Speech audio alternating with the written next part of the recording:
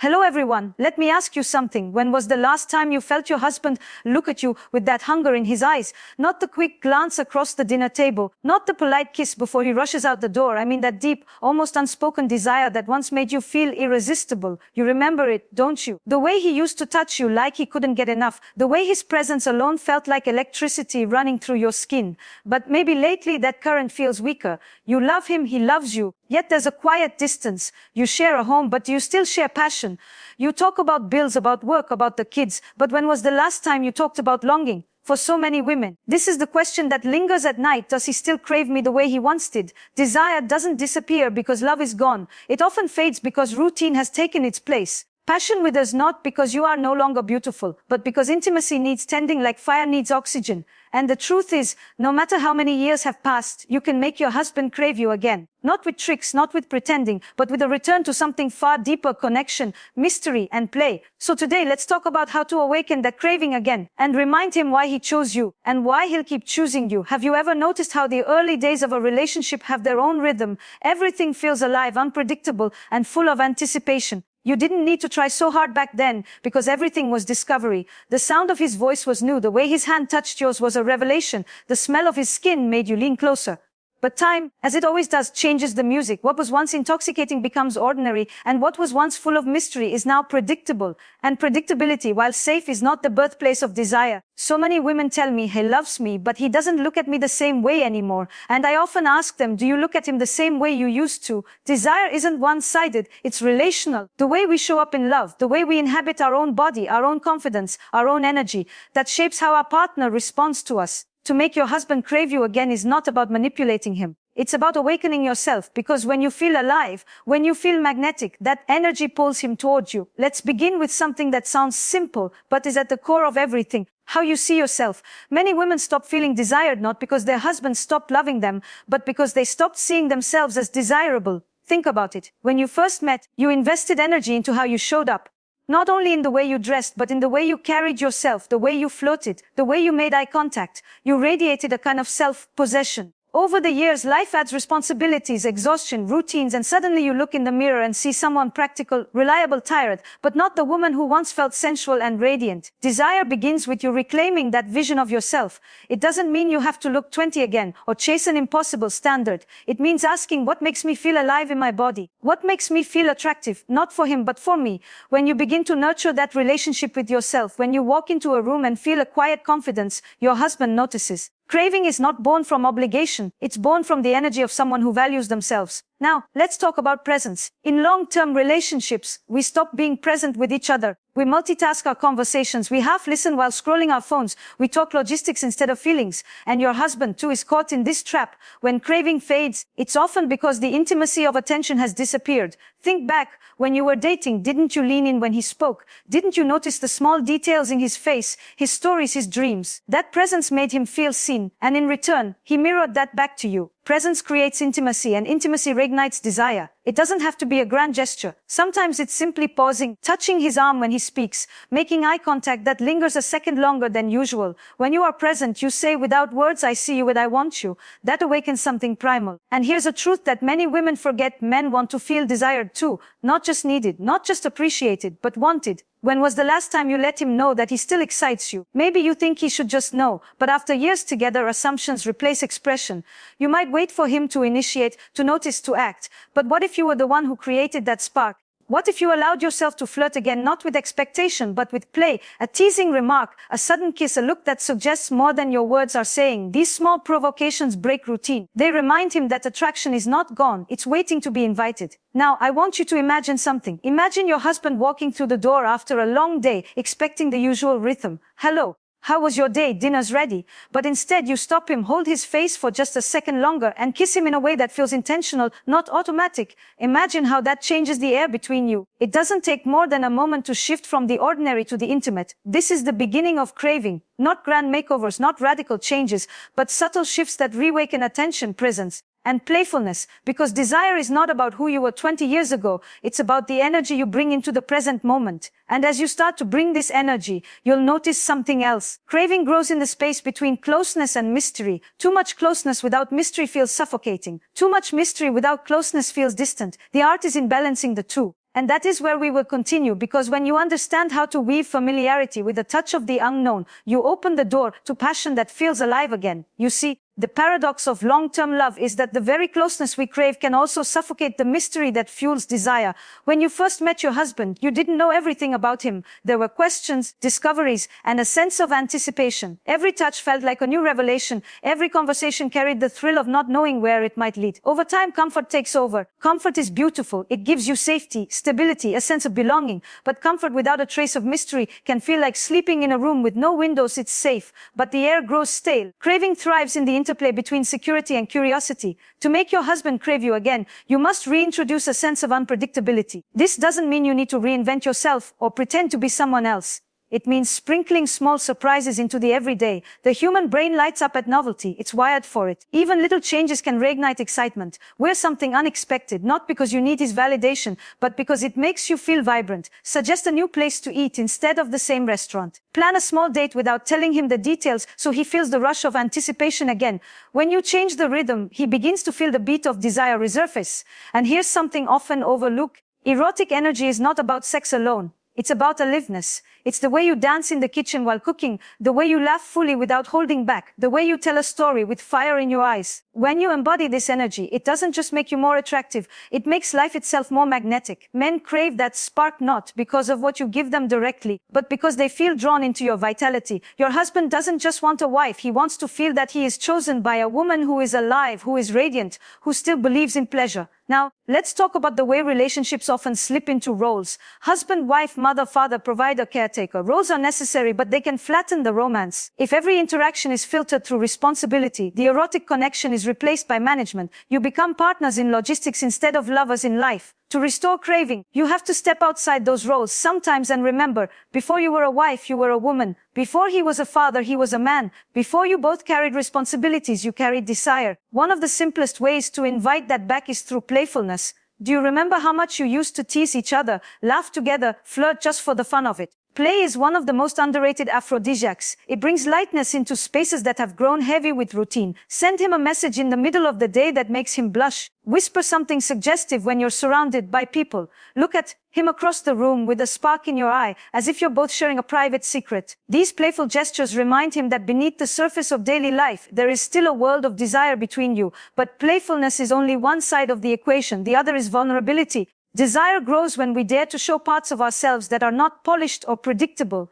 Sometimes women tell me they want their husband to crave them again, but they've stopped sharing their inner world with him. They talk about tasks, but not about dreams. They share updates, but not feelings. Craving grows when he feels he has access to something in you that no one else does. When you tell him about a secret wish, a fantasy, even a fear, you invite him into intimacy beyond the surface. And in that closeness, desire finds room to breathe again. There's also the matter of touch that is not functional, but intentional. In long-term marriages, touch often becomes transactional. A quick kiss goodbye, a hug before sleep. But the kind of touch that creates craving is slow, unexpected, lingering. Rest your hand on his chest and let it stay there longer than usual. Brush your fingers along his neck while he's speaking. Let your lips graze his ear when you whisper something. These small, almost casual moments of physical presence send signals of intimacy that words cannot carry. They remind him that you are not just partners in routine, you are partners in passion. And here's a secret many women overlook: men often crave admiration as much as they crave affection.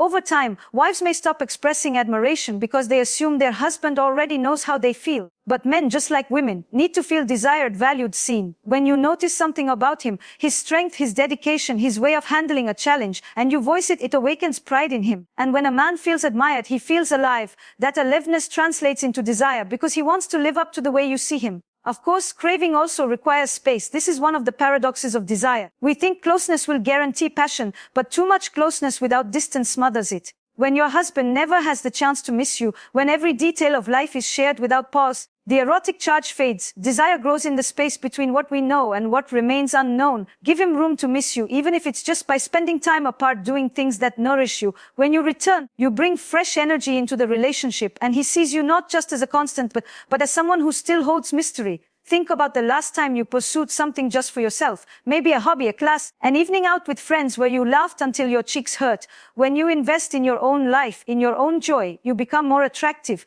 not because you're performing for him, but because you are cultivating your own spark, and that spark is magnetic. Your husband will crave you more when he sees you not as someone dependent on his attention, but as someone who chooses to share her vibrant world with him. So as we continue this journey together, remember, craving is not about chasing youth or competing with impossible standards. It's about reintroducing vitality, mystery, and play into the everyday fabric of your marriage. When you shift the rhythm, when you bring presence, vulnerability, and admiration, you create the conditions where passion can thrive again. And the beauty of it all is that these shifts don't just awaken desire in him, they awaken desire in you. Because making your husband crave you again is not about returning to who you once were. It's about becoming fully alive in who you are now and inviting him to rediscover you all over again. There's something important we need to acknowledge here. So many women come to me and say, I want him to crave me again.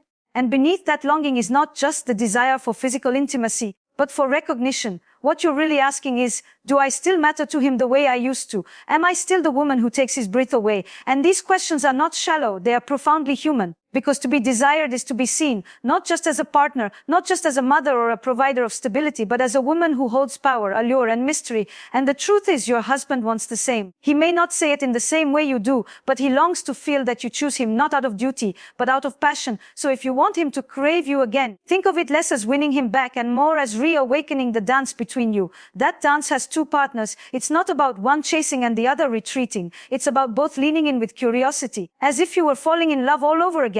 Now, let's touch on something many couples hesitate to talk about: erotic communication. For years, perhaps decades, you may have avoided speaking openly about your desires. You may have accepted a silent rhythm. He initiates, you respond, or vice versa. But craving is stoked by anticipation, and anticipation is born from words, gestures, and even silence used with intention, a whispered suggestion, a playful remark, an unapologetic declaration of what you want. These are not only invitations to physical intimacy, they are declarations that desire is alive. Too often, we censor ourselves in long-term relationships. We think he already knows what I like. It would be awkward to say something new. What if he thinks I'm strange? But silence kills desire more quickly than awkwardness ever could.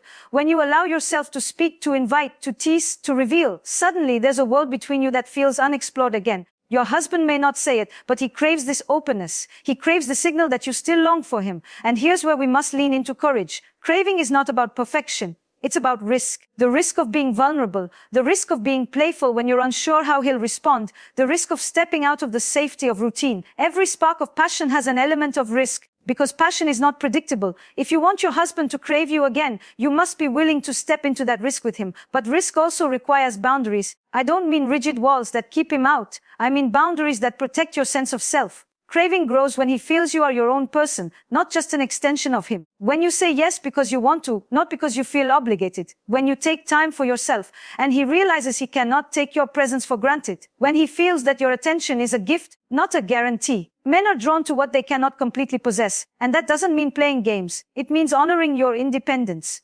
Now let's turn to the physical space of intimacy. For many couples, the bedroom becomes routine. The same gestures, the same positions, the same unspoken script. Over time, that script feels stale and craving withers. To reignite it, you don't need to overhaul everything. Sometimes it's as simple as changing the atmosphere, lighting a candle, putting on music, shifting the energy of the room so it feels like a space for lovers, not just a place to sleep. Even the smallest details can transform an ordinary night into something charged with anticipation. And remember, intimacy doesn't have to happen only in the bedroom. When you share a touch in the hallway, a kiss in the kitchen, or a knowing glance across a crowded room, you remind each other that desire is not confined to a schedule. These micro moments of connection create a thread that weaves into the bigger picture.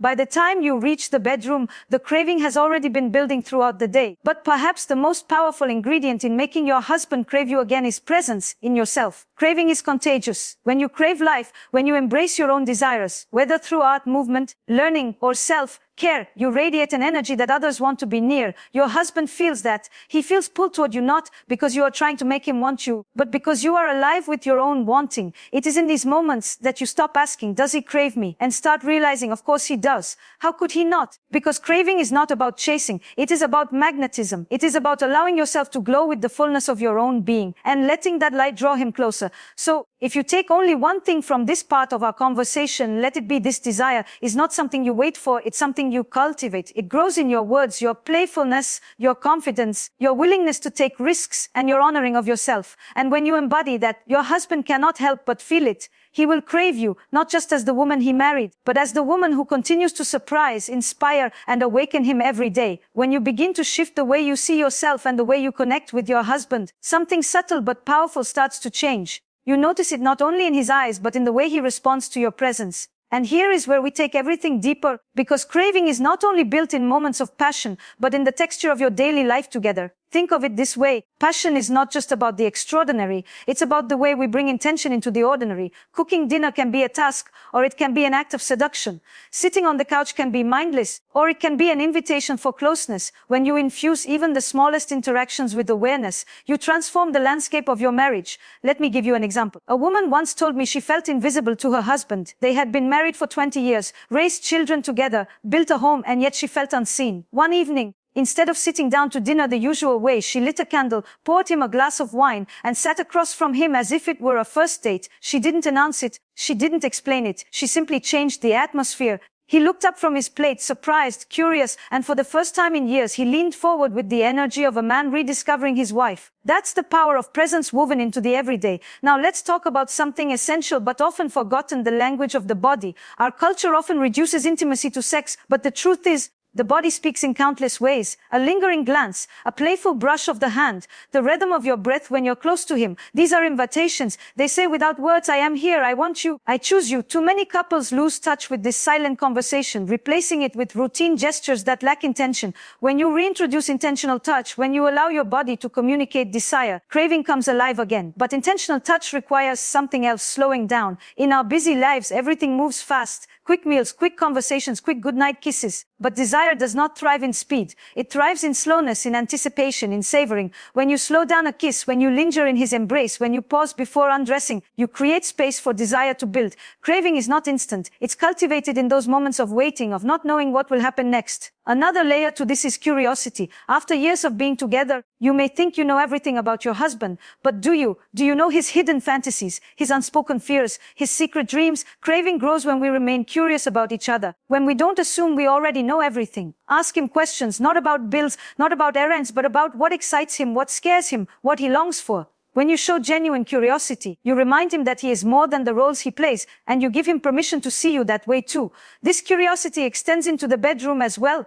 Many couples fall into predictable patterns of intimacy, and while routine may feel safe, it rarely fuels desire. Invite play into your erotic life. Experiment with new ways of touching, new settings, even new conversations about what turns you on. You don't need to be dramatic or shocking. You only need to be open. Sometimes it's as simple as whispering something new or allowing yourself to laugh in the middle of passion. Play and curiosity together turn routine into exploration, and exploration is the birthplace of craving. And let's not forget, the way you take care of yourself has an undeniable effect on how you show up in your marriage. This is not about perfection or meeting unrealistic standards of beauty. This is about nurturing yourself, your body, your mind, your soul, so that you feel alive.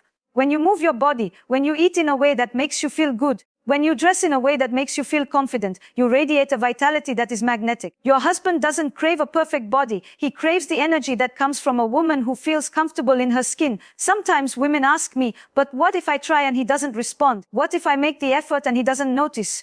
And I tell them this is not about performing for him. This is about awakening yourself first. Desire cannot be forced. It can only be invited. And when you invite it authentically, even if he doesn't respond immediately, the energy you create will begin to shift the dynamic. Remember, change in long-term relationships often happens slowly, but each intentional act plants a seed. And when enough seeds are planted, the garden grows. Here's something else to keep in mind: humor. Desire doesn't always have to be serious. In fact, laughter can be one of the most intimate acts between two people. It dissolves tension, it creates connection, and it opens the door to playfulness. When you laugh together, you remind each other of the joy that first brought you together. And joy is a powerful aphrodisiac. Finally, I want to remind you of the importance of perspective. Making your husband crave you again is not about clinging to the past. It's not about recreating who you were at 20 or 30. It's about embracing who you are now, with all the richness, wisdom, and depth you've gained. There is beauty in age, in experience, in the scars you've carried together. Craving doesn't disappear because time has passed. It disappears when we stop nurturing it. And you, right now, have the power to nurture it again. So as you reflect on what we've explored: presence, intentional touch, curiosity, play, self-nurturing, humor, remember that each of these is not a technique to manipulate him. They are invitations invitations to reconnect, to rediscover, to reawaken. And when you embody them with authenticity, you will not only make your husband crave you again,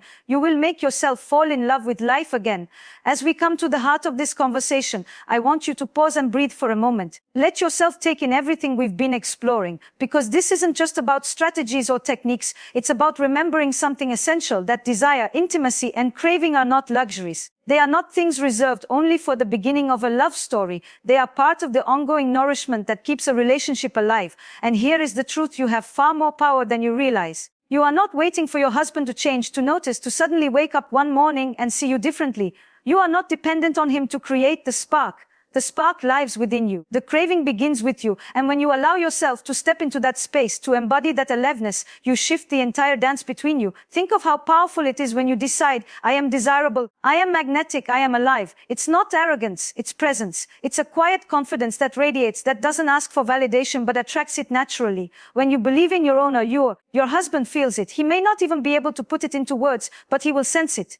He will crave the woman who carries herself with that energy. And yes, relationships will always move through cycles. There will be seasons of closeness and seasons of distance. There will be moments of passion and moments of fatigue. But the measure of a thriving relationship is not that it avoids these cycles. It's that you both learn how to return to each other, to choose each other again, not out of obligation, but out of desire. So, how do you integrate this into your daily life? You begin with the small, intentional acts. You nurture your sense of self. You create space for play, for mystery, for admiration. You give yourself permission to flirt, to laugh, to surprise, to be vulnerable. And you do these things not as a performance, but as a way of embodying the fullness of who you are. When you do, your husband doesn't just crave your body, he craves your energy, your spirit, your essence. I also want you to remember something tender. Craving doesn't have to look the way it did in the beginning. It doesn't need to be constant fireworks, wild passion every night, or grand gestures of romance. Craving in long-term love often shows up in subtler ways. The way he leans into you at night, the way his eyes soften when you enter the room,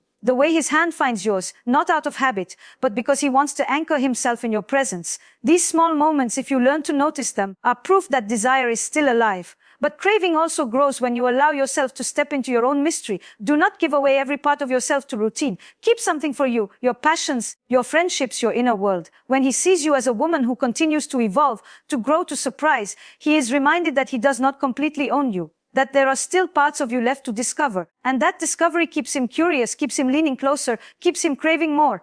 Now, I want to speak to the part of you that may feel afraid that the spark is gone forever, afraid that no matter what you do, he won't get you the way he once did. That fear is natural. But I want you to hold this truth: intimacy is not a destination, it is a practice. And like any practice, it requires attention, intention, and sometimes courage. There will be times when he doesn't respond the way you hope. There will be moments when your effort feels unseen. But keep going. Not because you are trying to prove yourself to him, but because you are nurturing something sacred, the connection between you and the connection within yourself. And here is the beauty. When you begin to live this way, when you embody desire as a natural part of who you are, your marriage changes. He feels it. He sees you differently. He remembers the woman who captivated him in the beginning. But he also discovers someone new, the woman you have become, the woman who carries years of depth, experience, and wisdom. And that combination of familiarity and novelty is irresistible. So as we close, I invite you to take this message with you. Making your husband crave you again is not about going back. It's not about recreating the past. It's about creating something new, here and now. It's about choosing to step into your own power, your own sensuality, your own aliveness, and letting that energy ripple into your marriage. And if you're wondering, where do I begin? Begin small. A lingering touch, a playful smile, a moment of presence, a spark of curiosity. These are the threads that weave passion back into your relationship. And as you practice, as you nurture, as you play, you'll find that the craving doesn't just return. It grows deeper, richer, more meaningful than it ever was before. So here's to you, to your courage, to your beauty, to your willingness to rediscover yourself and your marriage. Here's to reminding your husband why he chose you and why he will keep choosing you. And most of all, here's to reminding yourself that you are still and always have been a woman worthy of love, of passion, of desire. If this message resonates with you, I invite you to share your thoughts, your experiences, your reflections. Let's continue this conversation together. And if you found this meaningful, don't forget to like this video, subscribe to the channel, and join me for more conversations on love, intimacy, and the art of keeping passion alive. Because remember, craving doesn't fade with time. It only fades when we stop feeding it. And you, right now, hold the key to making it burn again.